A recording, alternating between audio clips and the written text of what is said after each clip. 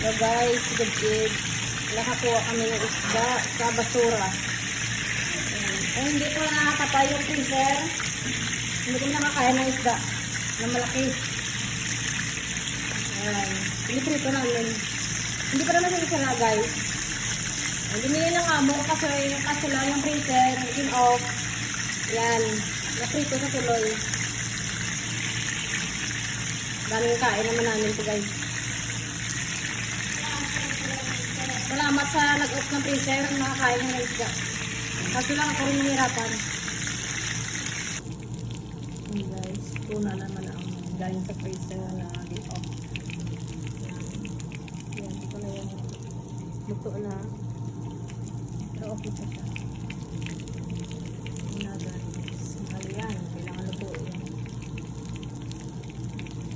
Tuna. Yum. Busog na ang aking mga kasama.